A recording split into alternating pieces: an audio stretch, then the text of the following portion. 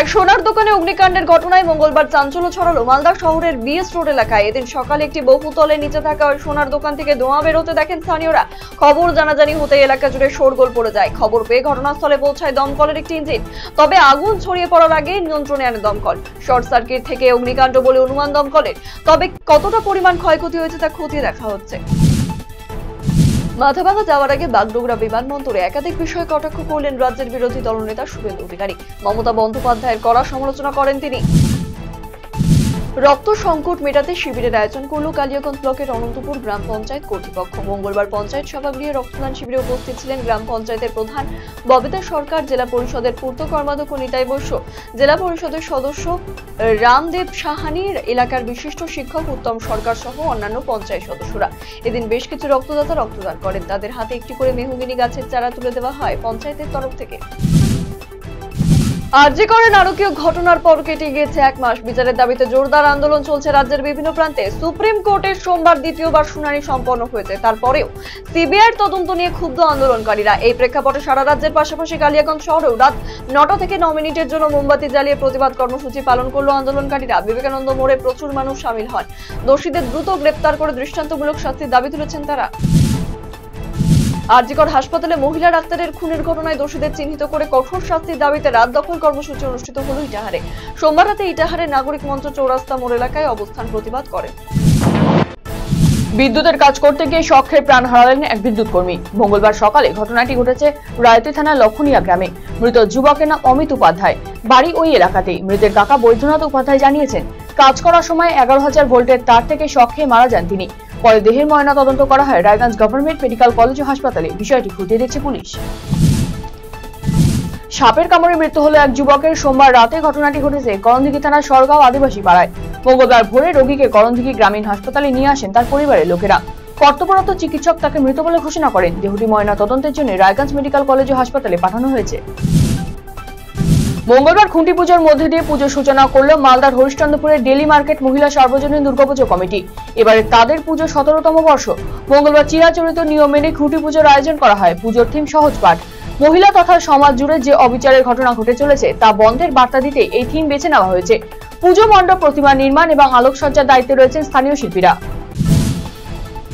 বিশেষভাবে সক্ষম এক তরুণীকে বিয়ের প্রতিশ্রুতি দিয়ে সুদূর মুম্বাইতে নিয়ে গিয়ে ভিক্ষাবৃত্তি করানোর অভিযোগ উঠল এক ব্যক্তির বিরুদ্ধে।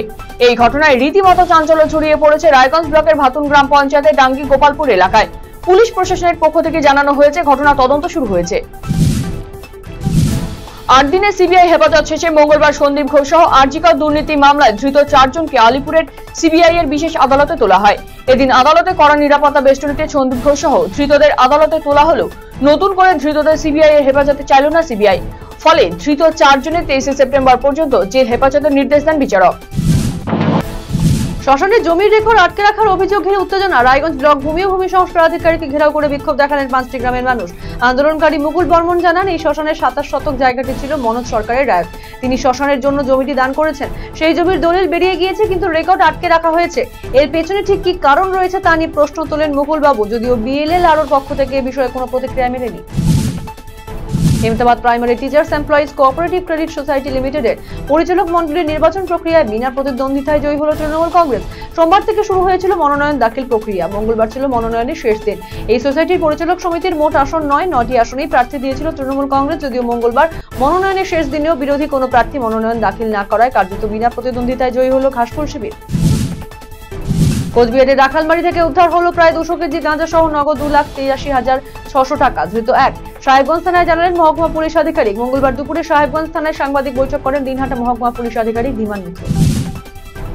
রোগীদের পরিষেবায় যাতে কোনো রকম ব্যাঘাত না ঘটে সেই উদ্দেশ্যকে সামনে রেখে কোচবিহার এমজেএন মেডিকেল কলেজ ও হাসপাতালে একটি বিশেষ বৈঠক করলেন এমএসভিপি ডক্টর সৌরদীপ রায়। এদিনের এই বৈঠকে উপস্থিত ছিলেন রোগী কল্যাণ সমিতির চেয়ারম্যান পার্থপ্রতিম রায়, কোচবিহার এমজেএন মেডিকেল কলেজ ও হাসপাতালের প্রিন্সিপাল নির্মল কুমার মণ্ডল।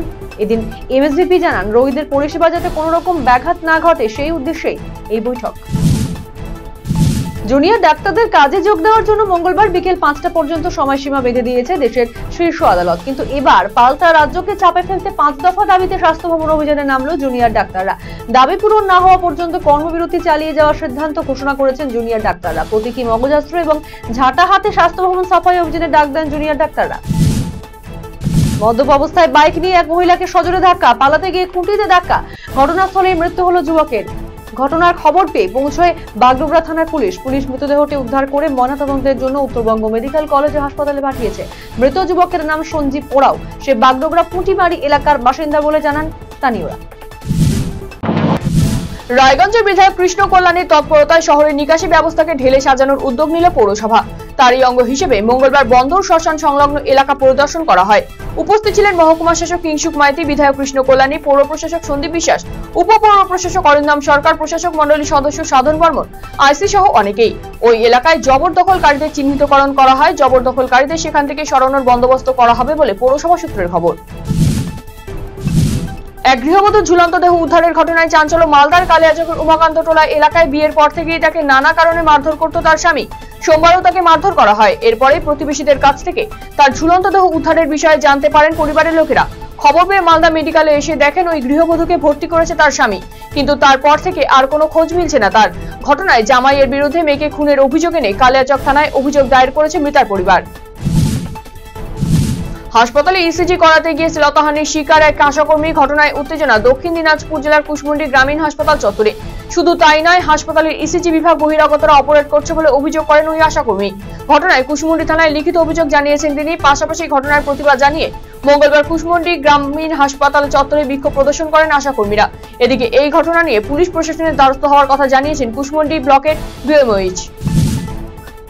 সরকারি স্কুল ক্যাম্পাসে সবুজায়ন বৃদ্ধির সঙ্গেই ছাত্রছাত্রীদের হাতে মৌসুমী ফল তুলে দিতে চারা গাছ বিতরণ করল কালিয়াগঞ্জ ব্লক প্রশাসন। মঙ্গলবার দুপুরে পঞ্চায়েত সমিতির অফিস প্রাঙ্গণ থেকে এই চারা গাছগুলি বিতরণ করা হয়। কালিয়াগঞ্জ ব্লকের মোট 160টি প্রাথমিক বিদ্যালয়, 42টি উচ্চ বিদ্যালয় শিক্ষকদের হাতে তুলে দেওয়া হয় চারা গাছগুলি।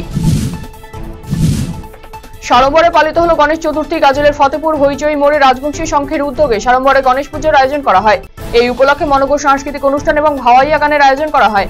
এবারে এই পুজো পঞ্চমতম বর্ষে পদার্পণ করেছে। উপস্থিত ছিলেন গাজল 2 নম্বর পঞ্চায়েত প্রধান উর্মিলা রাজবংশী সহ অন্যান্যরা।